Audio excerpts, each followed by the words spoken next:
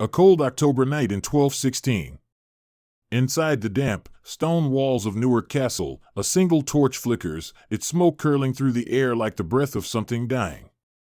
On a sweat-soaked bed lies a man, trembling, feverish, gasping for air as pain rips through his gut.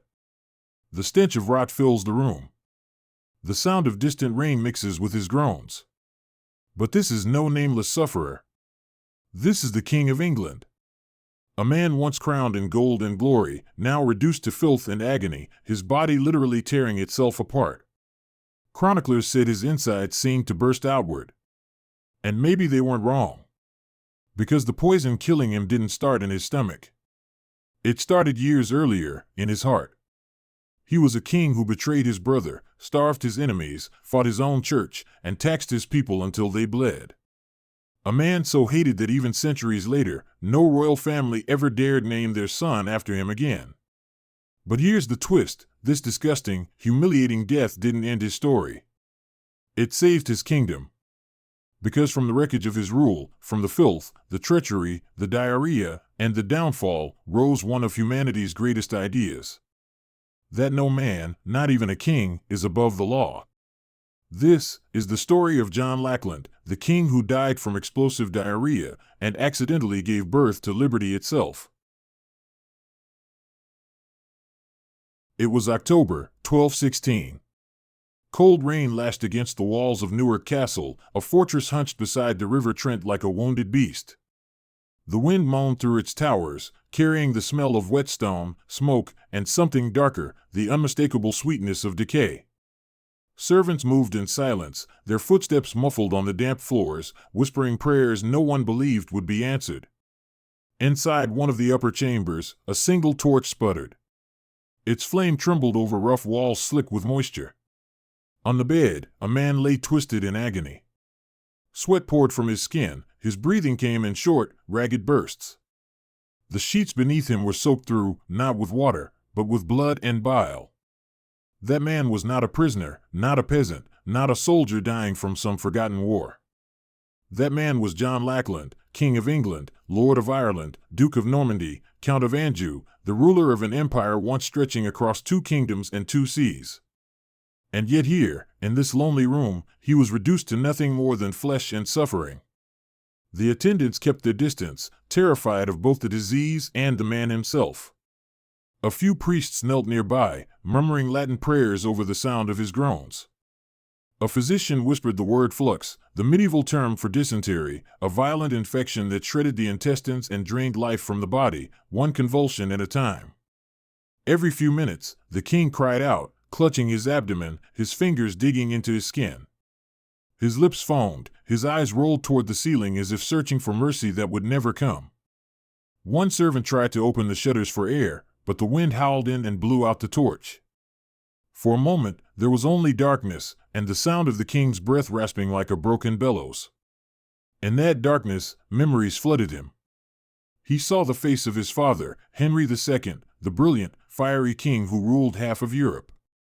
He saw his brother, Richard the Lionheart, the golden warrior who rode to the Holy Land while John stayed behind, plotting and waiting.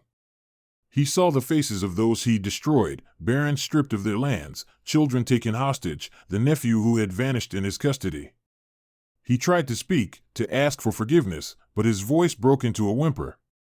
The fever had burned away his strength. Even now, as death closed in, he could not escape the legacy of his own cruelty. Outside the chamber, England was collapsing with him.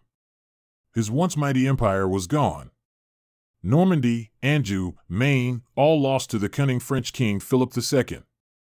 The treasury was empty, drained by taxes so crushing that even loyal nobles turned to rebellion. The barons had risen against him, inviting Prince Louis of France to invade. The church, once his enemy, had only recently lifted his excommunication. The people, starved and broken, whispered that God himself had cursed their king. And perhaps he had. Because even now, John's kingdom was slipping away, not to sword or flame, but to a tide. Only days earlier, while crossing a tidal estuary known as the Wash, John had watched helplessly as his baggage train, heavy with gold, jewels, and the crown of Alfred the Great, sank into the sea. Horses, soldiers, wagons, treasure, all swallowed by the rising water. The waves took everything he had hoarded through years of extortion. To the chroniclers, it was divine justice, the ocean reclaiming the wealth stolen from his people. Now, lying in his own filth, John muttered about that treasure. He reached toward the air as if he could still grab it, the fever twisting his mind into nightmares of drowning gold. The monks crossed themselves. They saw not a king, but a man haunted by every sin he had ever committed. They said the sickness had begun at Swineshead Abbey, where John, exhausted and furious, had stopped to rest. There, against all advice, he indulged in a reckless feast, fresh peaches, new cider, and roasted meat. To a body already weakened by exhaustion and infection, it was poison. That night, the fever struck. Some said he had been cursed by the monks for his cruelty. Others said it was simple fate, a tyrant undone by his own gluttony. Whatever the truth, his body could no longer fight. Dysentery consumed him from within. As the hours passed, his attendants changed the sheets again and again, but the smell never left. It was the scent of death, metallic, sweet, and hopeless. The castle's corridors filled with incense to mask it, but nothing could hide what was happening behind that door. He was dying, and everyone knew it. In one lucid moment, John demanded ink and parchment. His shaking hand could not hold the quill, so a clerk wrote for him. He dictated his will, naming his 9-year-old son Henry as heir and entrusting his guardianship to William Marshal, the greatest knight of the age, the only man who had never betrayed him. Then he called for a priest and confessed his sins, his voice trembling. Whether he confessed everything, the rumored murder of his nephew Arthur of Brittany, the starvation of Lady Matilda de Braose and her child, no one knows. The records are silent. Outside, thunder rolled across the sky. The guards lit torches along the ramparts, their flames bending under the wind. They knew that when the king died, chaos would follow. England was leaderless, divided, bleeding from within. By midnight, John could no longer speak. His breathing came in gasps. The monks dabbed his lips with water, but he choked on it. His skin turned gray, his eyes glazed over, and yet he fought on, a stubbornness that had once ruled an empire, now reduced to the twitching of a dying man. He whispered something no one could understand, perhaps a plea, perhaps a curse, and then, just before dawn, his body shuddered once, twice, and went still. It was the 18th of October, 1216. King John of England, youngest son of Henry II, brother of Richard the Lionheart, was dead at the age of 50. The attendants bowed their heads. None wept. At sunrise, the bells of Newark tolled. Messengers rode out across the muddy roads, carrying the news, the king is dead. In London, there were no tears. In Canterbury, the priests spoke of divine punishment. Chroniclers wrote with grim satisfaction that he had died as he lived, consumed by filth. Some claimed that devils were seen flying over the castle that night, laughing as they carried his soul to hell. His body was washed and wrapped in a simple shroud. There was no royal procession through London, no mourning crowds. They buried him quietly in Worcester Cathedral, far from the rebellion and the smoke of war. Over his tomb, sculptors carved the image of a calm, noble king holding a sword, a lie chiseled in stone to hide the truth beneath. And yet, as the earth closed over him, something extraordinary began to happen. His death, grotesque, pitiful, unceremonious, saved the kingdom he had destroyed. The barons who had rebelled against him suddenly faced a choice. Their war was not with a child. The new heir, Henry III, was barely 9 years old, too young to blame, too young to hate. Under the guidance of the aging knight William Marshal, they agreed to a fragile peace. Marshal moved swiftly. He took the boy to Gloucester, where Henry was crowned with a makeshift circlet, a plain band of gold from his mother's jewelry, because the real crown lay at the bottom of the sea. Then Marshal did something remarkable. He reissued the Magna Carta, the very document John had torn apart, in the child's name. This time, the language was gentler, the tone conciliatory. Some of the most radical demands were removed, but the heart of the charter remained. The king must obey the law, no free man could be imprisoned without judgment, taxes required consent. For the first time, the idea that power has limits began to take root in England's soil. The rebellion faltered. Why fight a boy who offered justice? The French prince, Louis, lost his support. Within a year, his army was defeated, and he was driven back across the Channel. Peace, fragile, imperfect, but real, returned. In death, John achieved what he never could in life. Centuries later, historians would still recoil from his memory. They called him greedy, cruel, paranoid, the villain of Robin Hood, the cowardly prince who oppressed his people.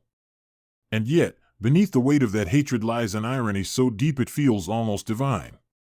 Because without John's tyranny, there would be no Magna Carta. Without his greed, there would be no demand for accountability. Without his downfall, there would be no foundation for liberty. His death at Newark Castle marked not the end of tyranny, but the birth of law. The chroniclers wrote that his body burst from within, and perhaps that was true, not only as a sickness of the flesh, but as a symbol. The corruption he carried had finally erupted, tearing apart the man who thought himself untouchable. And in the void that followed, a new idea took shape, fragile, yet indestructible, that no ruler, no matter how powerful, is above the law. In that sense, John Lackland did not die in vain. He died as the last tyrant of a dying age, and in his decay, England began to rise again. Before John Lackland became the king who died in filth and fever, he was the boy who was never meant to rule. He was born into power, yet destined to have none of it. His father, Henry II, ruled over one of the most formidable dynasties in Europe, the Angevin Empire. From the cliffs of Normandy to the green hills of Ireland, the Plantagenets controlled a realm larger than any king before them. Henry's sons were meant to inherit pieces of that vast dominion, each groomed for greatness. The eldest, Henry the young king, was crowned in his father's lifetime, a prince of promise and charm. Richard, the second son, became the lion-hearted crusader, adored by soldiers and sung by poets. Geoffrey of Brittany was cunning, ambitious, politically gifted. And then there was John. He arrived late, the fifth child, the unwanted spare in a family already overflowing with heirs. When Henry looked upon his newborn, he laughed bitterly and called him John Lackland. The name stuck. It meant the boy with no land, and it would define his life. While his brothers trained for war, ruled duchies, or negotiated alliances, John lingered in the shadows of royal courts. He watched, listened, learned. Beneath his quiet demeanor grew a restless hunger, a need to prove himself, to possess what the others had been born with. Even as a child, John displayed a mind like a blade. He was clever, quick with words, and utterly without scruples. His father adored his intelligence, calling him my favorite, and that favoritism only deepened the hatred between the royal brothers. When Henry II's empire began to crack under the weight of rebellion, John played his part in every intrigue. He carried letters, whispered secrets, spied on his own family. To survive in the house of Plantagenet was to live amid daggers, both literal and political. John learned that lesson early, and never forgot it. By the time he reached manhood, his brothers had already begun tearing the empire apart. The Great Revolt of 1173 saw the king's sons turn against their father, backed by their mother, Eleanor of Aquitaine, and the kings of France and Scotland. While Richard and Geoffrey fought in open rebellion, John stayed close to Henry, the obedient son, the loyal one. He was rewarded for it, castles, lands, the promise of power. But loyalty for John was never about love. It was strategy.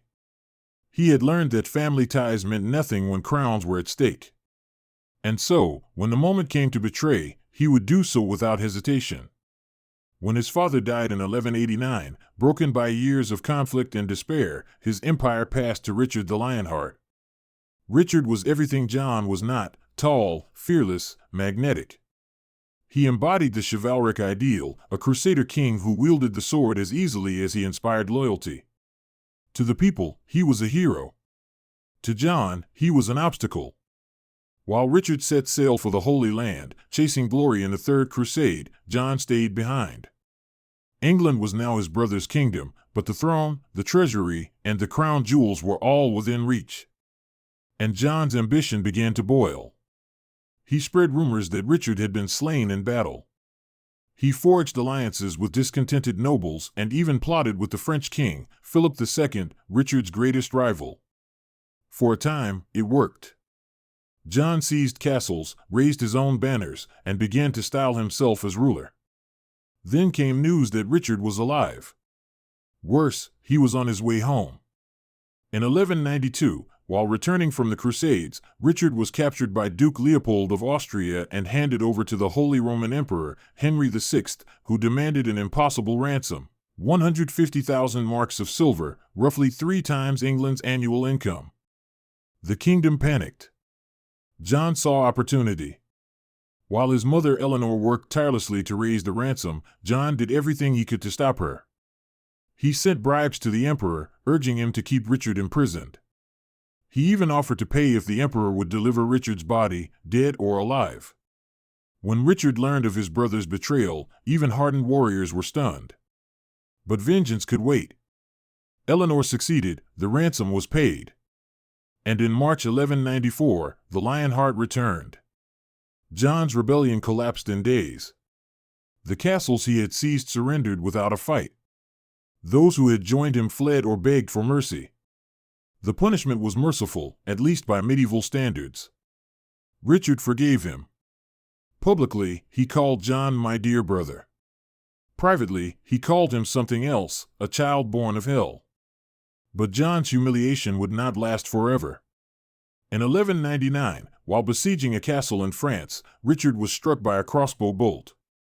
The wound became infected. Within weeks, the great crusader was dead. The Lionheart's roar fell silent. And in the echo that followed, John seized his chance. The crown was his. He rode into England triumphant. At last, the boy with no land had become the king of everything. Crowds gathered in Winchester to see him crowned. The bells rang, the banners waved, and the kingdom seemed at peace. But peace was a mirage. John's first acts as king revealed what kind of ruler he truly was, not a warrior like Richard, not a statesman like his father, but a paranoid, calculating opportunist who viewed power not as responsibility but as possession. He surrounded himself with sycophants and foreign mercenaries. He distrusted his nobles, spied on them, fined them for trivial offenses, and took their children as hostages for loyalty.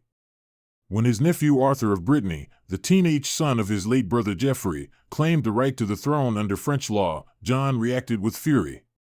War erupted across Normandy. Arthur was captured in 1202 and taken to Rouen. He was never seen again. The rumor spread like wildfire. John had murdered him with his own hands and dumped his body in the Seine. Chroniclers wrote that John, drunk and raving, struck the boy in a fit of rage before ordering his guards to finish the job. Whether the story is true or not, it destroyed John's reputation. Even his allies recoiled. The French king, Philip II, seized on the scandal, declaring John a criminal and confiscating all his continental lands. Within 2 years, John lost Normandy, the ancestral heart of his dynasty, along with Anjou, Maine, and Poitou. The empire that Henry II had built through decades of brilliance vanished under John's rule in less than 5. The humiliation was total. To rebuild his strength, John turned on his own people. He raised taxes beyond reason. Scutage, the fee knights paid instead of military service, was demanded 11 times in 17 years. He taxed inheritances, trade, even widows who wished to remain unmarried. Every corner of England groaned under his greed. But money wasn't enough. He ruled through fear. Those who resisted were crushed. He fined nobles for imagined crimes, seized their estates, and in one notorious case, starved a noblewoman and her son to death inside a dungeon. Her name was Matilda de Braos, and her only sin was speaking aloud what many already whispered, that John had murdered his nephew. By 1208, even the church had turned against him. When Pope Innocent III refused John's candidate for Archbishop of Canterbury, the king struck back, seizing church property, confiscating tithes, and exiling priests. The Pope retaliated with the nuclear option, an interdict. Overnight, all of England went spiritually dark. Church bells fell silent. Marriages could not be blessed, the dead could not be buried on holy ground, no mass, no confession, no comfort. For 6 years, the people of England lived cut off from God, all because of their king's pride. Finally, the Pope excommunicated John himself. In the eyes of Christendom, he was damned. Under pressure, John folded. In 1213, he made a humiliating concession, surrendering his entire kingdom to the papacy as a vassal state. England became, for a time, property of the Pope. It was an extraordinary act of submission, one no English monarch before or since would ever repeat. But John cared little for dignity. He cared for survival. By 1215, the realm was boiling. The barons, ruined by taxes and disgusted by humiliation, rose in open rebellion. They marched on London. John's army melted away. And so, on a summer day beside the River Thames, the unthinkable happened. In a meadow called Runnymede, King John met his barons and placed his royal seal on a document that would change history, the Magna Carta, the Great Charter. It was not a declaration of democracy. It was a list of demands, written by angry nobles to restrain a tyrant. But hidden within its clauses were revolutionary seeds. That the king was not above the law. That no free man could be imprisoned without trial. That taxes required the consent of those who paid them. For the first time, power had limits. John's hand trembled as he signed, not from humility but from hatred. In his mind, every word was poison. He had signed under duress, therefore, it meant nothing. Within weeks, he appealed to the Pope, his newfound master, to void the charter. The Pope obliged, declaring Magna Carta null and void of all validity forever. The barons exploded in fury. England plunged into civil war. Rebel armies seized London and called upon Prince Louis of France to take the English crown. For a brief, astonishing moment, it seemed that England might become French. John fled across the country, hunted, paranoid, dragging his court and treasure through storms and swamps, until fate finally cornered him in that castle at Newark, where his body rotted and his empire died with him. Looking back, it is hard to separate John the man from John the myth. Chroniclers hated him so completely that truth blurred into legend. They wrote that he poisoned monks, blasphemed God, lusted after wives and daughters of his barons. Some of it may be true, much of it may not. But what no one can deny is this. John Lackland was a man consumed by fear of losing what he never truly owned. He clawed for crowns, for gold, for obedience, and in doing so, destroyed the very foundation that could have made him great. His reign was not merely a tragedy, it was a warning. Power without honor rots from within. And in John's case, that rot was literal. By the time he reached Newark Castle in the autumn of 1216, he was no longer a king, just a man whose body was unraveling as completely as his kingdom. The boy with no land had become the king with nothing left to lose. And when he finally died, the stench that filled the room wasn't just the smell of disease. It was the smell of history, of an empire decomposing, of tyranny collapsing, of justice being born from decay.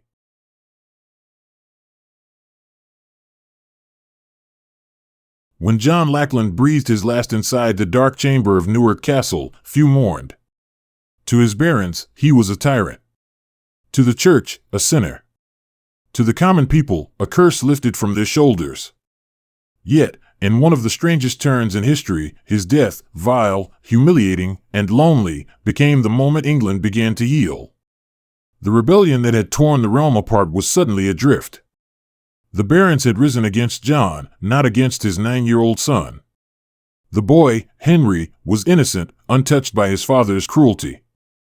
And so, into that void stepped a man of honor. William Marshal, Earl of Pembroke, a knight of nearly 70 years, famed across Europe as the very image of chivalry. Marshal had served Henry II, Richard, and even John himself. He had seen the rise and fall of kings, the chaos of wars, the corruption of power. And in that moment, when England seemed ready to collapse into foreign hands, he did what few others could, he stood firm.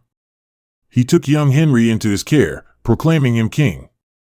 At Gloucester, before a crowd of weary nobles and priests, Marshal crowned the child with a makeshift circlet, not of gold, but of his mother's jewelry, for the true crown still lay somewhere at the bottom of the sea. It was a symbolic gesture, but a powerful one. England had a king again, not a tyrant, not a usurper, but a child. A blank slate upon which hope could be written. Marshall understood that swords alone could not save a kingdom so wounded by mistrust. He needed something greater, an idea that could unite the realm. And so, he reached for the very document that had once divided it, the Magna Carta. He ordered it reissued in Henry's name. This time, there was no bitterness in its words, no sting of rebellion. The harshest clauses were removed, the language softened. Yet its heart remained intact. The king was not above the law. No free man could be imprisoned without trial. Taxes required consent. It was an act of genius, political and moral. The barons who had rebelled suddenly had everything they claimed to fight for. The church saw justice restored. The people saw hope in a new, gentler ruler. Even the papacy, now Henry's protector, blessed the settlement. The effect was immediate. The French Prince Louis, who had been promised the English crown, found his support crumbling. Within a year, his forces were defeated and driven back across the Channel. The rebellion dissolved. Peace, fragile, imperfect, but real, returned to England. For the first time in a generation, there was something like unity. The Magna Carta, once a desperate list of grievances, became something far more enduring, a charter of legitimacy. It was not yet a constitution, nor a guarantee of freedom for all, but it planted a seed. That seed would grow, slowly, painfully, unpredictably, across the centuries. As the boy king grew into manhood, the document grew with him. It was reissued in 1217, again in 1225, and reaffirmed by every new monarch who sought to prove his good faith. What began as a peace treaty forced upon a tyrant evolved into a symbol of lawful governance. Each time it was confirmed, its meaning deepened. The great barons had once demanded it for themselves, to protect their estates, their privileges, their rights. But over time, its language began to echo beyond castle walls. The phrase, "No free man shall be imprisoned without judgment," took root in the hearts of commoners and clerks, of judges and parliamentarians. Slowly, the idea of rights, not as gifts from kings, but as boundaries on power, began to take form. For medieval England, it was revolutionary. Even the act of reissuing the Magna Carta had an unintended effect. Each time a monarch put his seal to it, he affirmed that his rule required consent, that even divine right had limits. The very repetition of that ritual transformed monarchy from absolute to conditional, from sacred to accountable. And in that transformation, England found its path. Centuries passed. Kings rose and fell. The Black Death swept the land. Dynasties fought and crumbled. But the Magna Carta never vanished. It lay dormant at times, forgotten, ignored, only to rise again whenever power grew too bold. In the 17th century, when England once again teetered under tyranny, lawyers and rebels turned to the ancient parchment for inspiration. When King Charles I dissolved Parliament and imprisoned his critics, jurists such as Sir Edward Coke cited Magna Carta as proof that even the sovereign must obey the law. "It is such a fellow," Coke wrote, "that he will have no sovereign." The idea was dangerous, and it changed everything. Parliament invoked the Charter to justify resistance, to claim that liberty was not rebellion but tradition. Out of that struggle came the Petition of Right, the Habeas Corpus Act, and, eventually, the English Bill of Rights. Through it all, the ghost of John Lackland lingered, the cautionary tale of what happens when power devours itself. By the 18th century, the ideals born from that meadow at Runnymede had crossed oceans. In the American colonies, revolutionaries studying English law found in Magna Carta their moral foundation. Thomas Jefferson called it the foundation of English liberty. The Declaration of Independence, though born in fire and rebellion, carried its DNA. The Constitution of the United States, with its checks, balances, and insistence on due process, echoed its spirit. No man shall be deprived of life, liberty, or property without due process of law. That line, inscribed in America's Fifth Amendment, is a direct descendant of the words sealed by a reluctant king in 1215. From there, the legacy grew larger still. By the 20th century, as the world wrestled with the horrors of dictatorship and war, the same principles, equality before the law, limitation of power, protection of human rights, resurfaced again. The Universal Declaration of Human Rights, adopted by the United Nations in 1948, bears the unmistakable imprint of that ancient charter. What began as a quarrel between a king and his barons became a blueprint for the modern world. And yet, the man who started it all never intended to. John Lackland's name remains a curse in English history. His reign is remembered for failure, greed, cruelty, and cowardice. No monarch since has dared to name a son John. He is the villain of legend, the cringing prince of Robin Hood tales, the foil to his heroic brother. But history, as it so often does, hides irony and tragedy. Because without his tyranny, the world might never have discovered its appetite for justice. Without his downfall, there might never have been a Magna Carta, nor a parliament, nor the revolutions that followed. John's legacy is not a monument of stone or a lineage of glory. It is an idea that even the most powerful must answer to something greater than themselves. And that idea, born from betrayal and blood, would outlive him by centuries. When scholars look back across 800 years, they no longer see the man writhing in pain at Newark Castle. They see the paradox he left behind, the king who fought the law so viciously that the law had to rise to meet him. Perhaps that is the secret symmetry of history, that the worst of men sometimes bring forth the best of ideas. John's death was not the end of tyranny. But it was a warning, carved into parchment, sealed in wax, and passed down through generations. That unchecked power consumes itself. That cruelty breeds resistance. And that freedom, once imagined, cannot be forgotten. In every court that demands a fair trial, in every protest that insists on accountability, in every constitution that limits authority, there is an echo of that muddy meadow by the Thames. There, under a gray June sky in 1215, a desperate king sealed a document he despised, and in doing so, handed his enemies the language of liberty. He lost his lands, his treasure, his reputation, his life. But the idea he accidentally unleashed, that law must stand above power, became immortal. Today, in the quiet halls of Westminster, in the chambers of Washington, in every place where justice is spoken, his shadow remains. Not as a hero, but as a lesson. Because John Lackland's reign reminds us of the oldest truth of all. That tyranny never dies easily. But neither does freedom. And somewhere in that eternal struggle between the two, in the dark of Newark Castle, in the light of Runnymede, in every courtroom and parliament that followed, the ghost of the king who died from explosive diarrhea still whispers a warning through time. He whispers that power is fragile, that arrogance has a price. And that sometimes, it takes the fall of a monster to remind the world what justice means.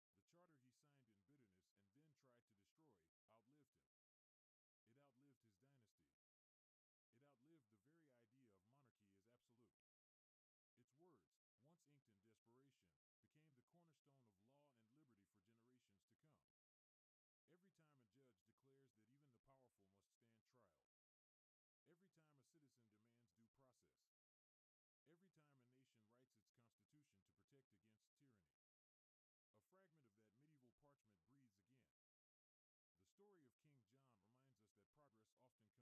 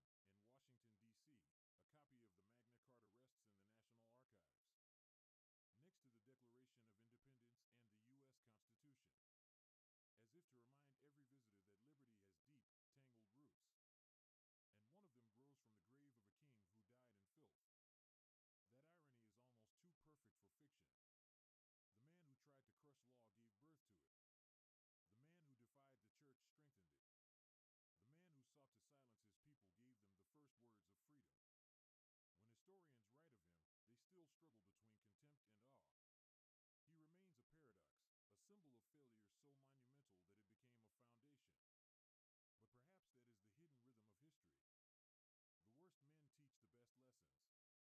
gave them the first words of freedom. When historians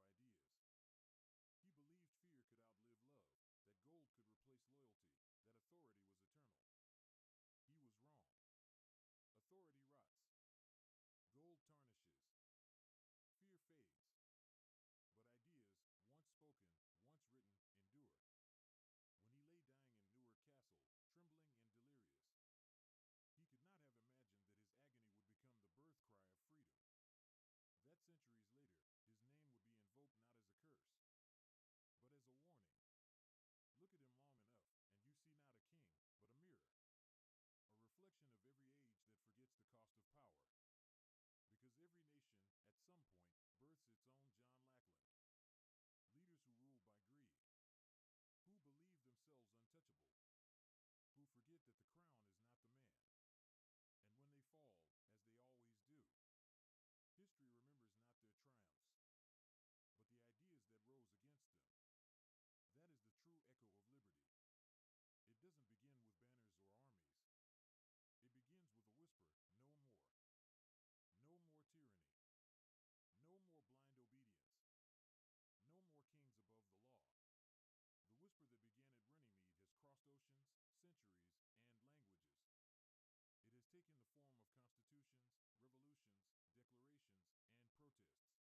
lives wherever a voice dares to speak against unchecked power. 800 years ago, King John's bowels burst.